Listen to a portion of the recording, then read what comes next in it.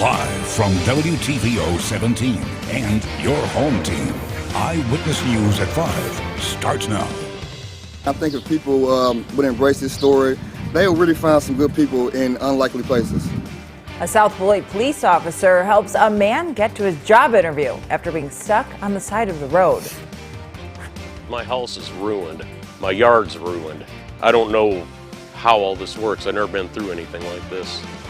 A Rockton resident shares how he forgot to close his windows while evacuating during the Chemtool explosion. Now he still can't go home.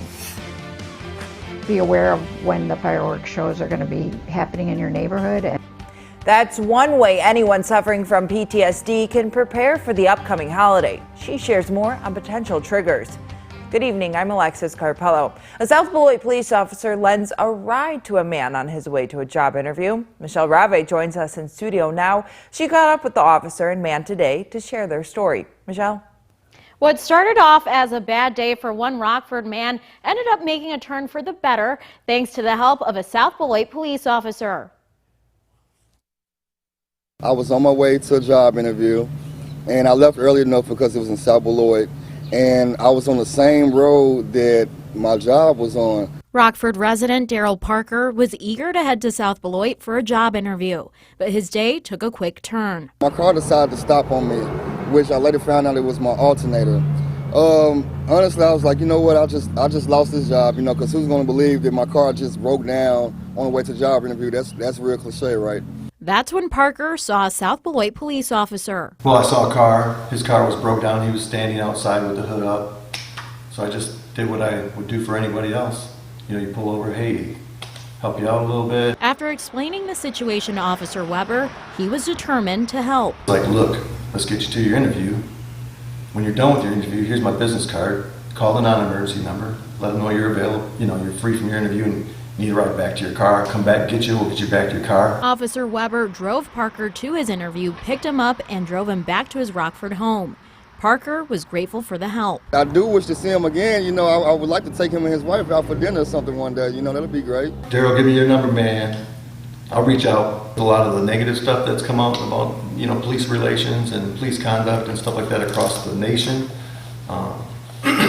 It's just nice. It keeps you going because there are people that appreciate even the little things that we do. Parker says he's grateful to Officer Weber and hopes his story will show others there's good people out there. This really gives us hope that, you know, we don't have all bad police officers. Some of them are really good. And it's just that sometimes people are not able to see the good in police because we see them in a bad light.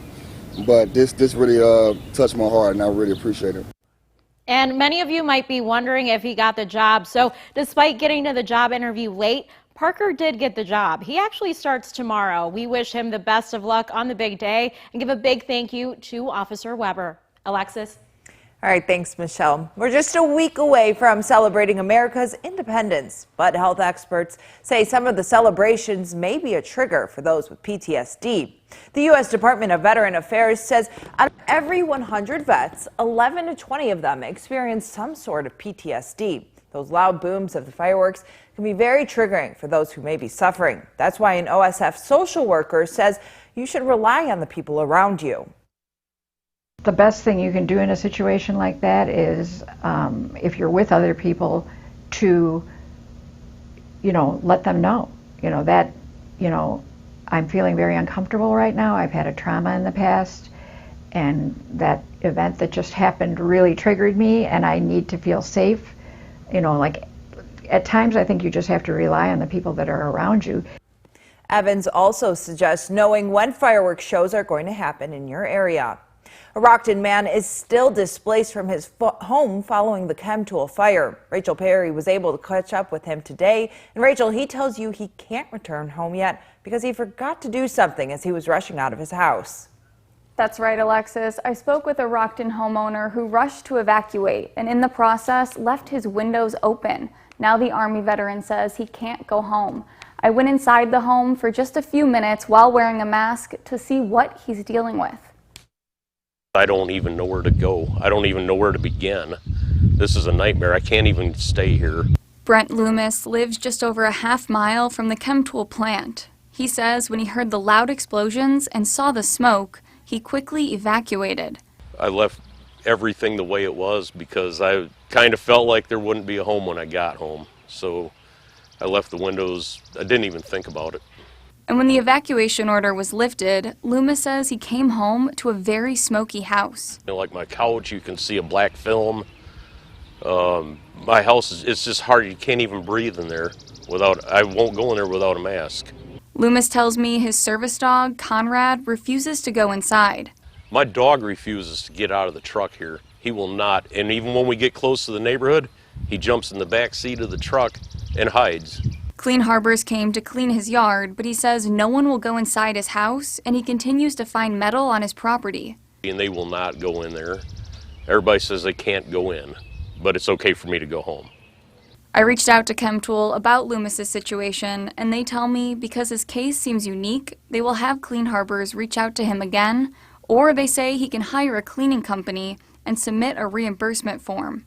Loomis has not slept in his home since the fire happened. So I stayed at a hotel, mainly at a hotel, and then I have a few really good friends who invited me to stay. I sent Chemtool a photo of the metal Loomis showed me on his lawn. They tell me as it relates to the rest of the community, Clean Harbors continues to provide removal of fire-related debris and surface cleaning. A number to reach them can be found on mystateline.com. Alexis? All right, thanks, Rachel. Today, fire crews are determining if they still need to be on site monitoring the Chemtool fire. We told you about this past week. The fire is out, so today they're reassessing if fire monitoring is needed. Once we get an update on that, we'll share on air and online. The fate of the bipartisan infrastructure deal is surrounded by question marks. Coming up, some senators say they're not confident the bill will even move forward. More of a wet pattern greets us here as we round out the end of June. Find out if those rain showers could continue into the beginning of July. That is all coming up in your most trusted forecast a little later. You're watching Eyewitness News, your home team, with Alexis Carpello, David Greenberg, and Chief Meteorologist Candice King.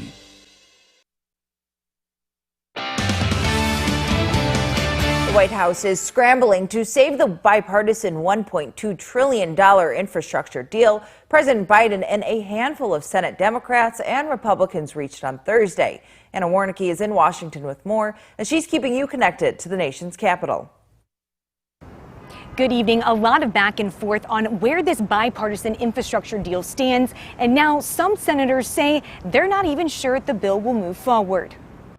President Joe Biden spent the weekend putting out a fire after saying Thursday he'll only support the bipartisan $1.2 trillion infrastructure deal if it's also paired with another much larger Democratic spending plan. If this is the only thing that comes to me, I'm not signing it.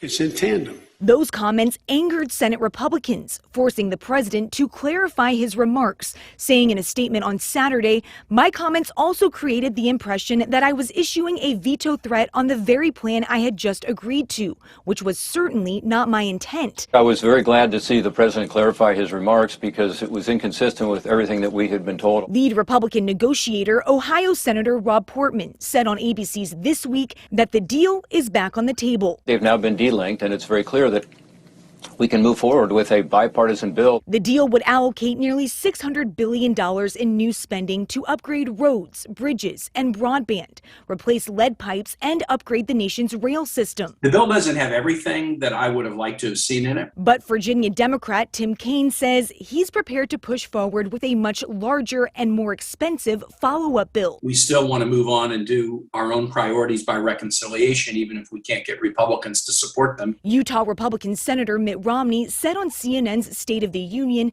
that if Democrats want another bill, they'll have to go at it alone. They want other legislation as well. And we Republicans are saying absolutely no. Senator Romney says he believes the bipartisan deal has enough votes to pass in the Senate, but he says he'll have to reassess where everyone stands when the lawmakers return from their 2-week recess. In Washington, I'm Anna Warnicki. Back to you. Candice will let us know more about a potential rainy pattern this week in our full first warn weather forecast next. You're watching Eyewitness News at 5.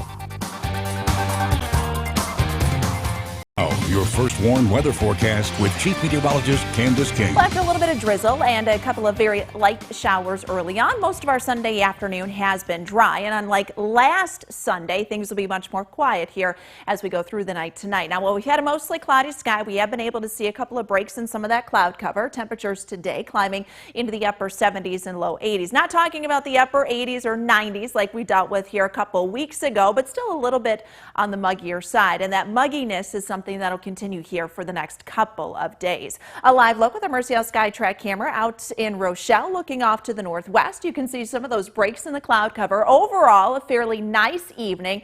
It is still going to be a little bit breezy with that west and northwesterly wind. We've got kind of this weak disturbance coming through following a cold front that came through yesterday evening. That front settling on down to the south and has been the focus for some showers and thunderstorms a little bit further downstate. For us, we've been mostly dry, and that's how we are going to stay here as we do go through this evening. Our current pattern and a setup that we have in the atmosphere, high pressure anchored over the southeast. We've got another high pressure system really pushing into the Pacific Northwest, sandwiched between that an area of low pressure. So what we're doing is we're pulling in that moisture, and eventually that is going to lead to a little bit more of a rainier pattern. But what that's doing to areas out to the west, we're talking triple-digit heat temperatures throughout the week up through Oregon, Washington, up over 100 degrees. So excessive heat warnings, heat advisories in place up and down the west coast and through the upper Rockies. For us, we see that increase in moisture. What we're looking at is that moisture plume. So those higher levels of moisture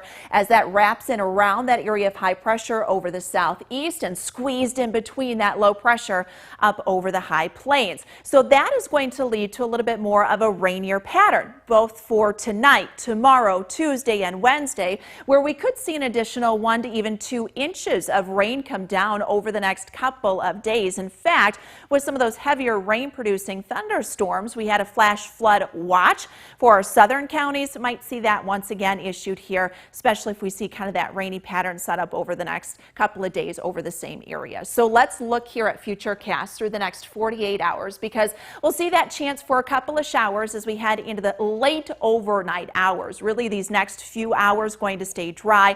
Most likely after about 2-3 o'clock, we might see an isolated shower pop up. But by the afternoon, as that front down to the south begins to work northward, that'll reignite some showers and a few thunderstorms. Our overall severe threat staying low. If we were to see maybe a stronger thunderstorm, it would be more of a gusty wind, but heavy rain will be the main concern. That again will stay with us at least heading into early Tuesday morning, and then we see that pattern fire back up Tuesday afternoon. A little break from that heading into Tuesday night. So mild tonight down to 68 degrees. Our wind will ease up just a bit. Temperature tomorrow up near 81. Still a little bit on the muggier side, and again, look for some of those showers to develop towards the afternoon. We'll stay in the 80s the next couple of days. Alexis, this holiday weekend for the 4th of July, while there's a slight chance for showers, looking like it should stay, at least at this point, mostly dry. All right, thanks, Candice. David Greenberg is in next with sports. A local high school basketball team hung around with one of the nation's top-ranked prep teams on the final day of the Chicagoland Summer Showcase.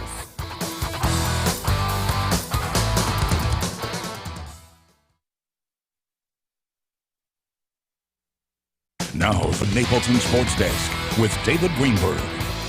Many high school basketball teams from around the state of Illinois and several others from around the country came to downtown Rockford this weekend for the Chicagoland Summer Showcase. The tournament began Friday and concluded earlier today. There were several local teams that made it far in the tournament. This championship game was between Rockford East and Burlington Central. The E-Rabs get the steal, then out in transition. He pulls up from the wing and knocks it down. Then it's the pick and roll game. Kyles hands it off to Jefferson. He gives it right back, and Kyles, with a strong take, finishes off the glass. The E-Rabs ended up falling 55-47 to finish second in their division. In another game, this was a big one between Lutheran and Link Academy out of Branson, Missouri. Link's one of the top-rated prep teams in the country, with multiple kids going to play at the D1 level. That didn't stop the Crusaders from fighting till the very end. Good ball movement from the wing. That's Jackson Souls. He gets that to go. Link's size was a problem for Lutheran, so they had to take advantage of every open three. That's exactly what Garrett Bertrand did. He had a great game.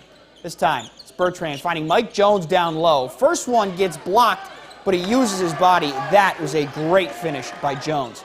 And this is a nice look by Donovan Sales, bringing in the defense and kicking it out to Bertrand, whose hot hand continued. Then he passed the torch to Walter Hill Jr., who knocked down a pair of threes. Lutheran hung tough the whole way, but in the end fell to Link Academy 55-41. Despite the loss, they held their heads high and were very proud of the way they competed. That's a fantastic basketball team that hard to go up against because they're so big and so physical, but I thought we rebounded the ball well, we shared the ball well, and when we hit some shots in the second half, it kind of got a little interesting there. The White Sox were at home playing a doubleheader against the Mariners after Mother Nature got the best of their game yesterday. Got our first victim as a result of the MLB's crackdown on doctoring baseballs. The Mariners' Hector Santiago, they yoss him from this game, but not before Lori Garcia just pokes his bat out there and flares this pitch to left. No sticky stuff's going to prevent this run from coming in to score. This is not a good scene here now for Sox fans, as Jose Abreu left the game after getting hit by a pitch in the knee. The Sox end up losing Game 1 3-2, and we're about halfway through Game 2. The Cubs are out in L.A. getting ready to split their 4-game series with the Dodgers after yesterday's 3-2 walk-off win. First pitch is set for 6 p.m. Coming up in just a couple hours, the Bucks are on the road tonight for Game 3, but they'll look to carry over that same mojo and performance from Game 2, where they blew out the Atlanta Hawks 125-91. As they head into tonight's contest, they say they're not changing much or trying to overthink anything. They're just sticking with their game plan they've had all along. Tip-off is at 7:30. That's it for sports. We'll be right back.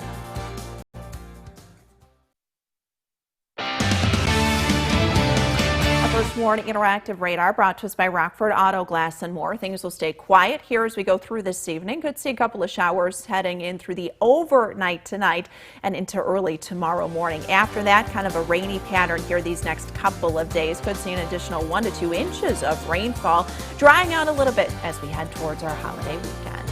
Well, thanks for making us your home team. We'll see you at 10.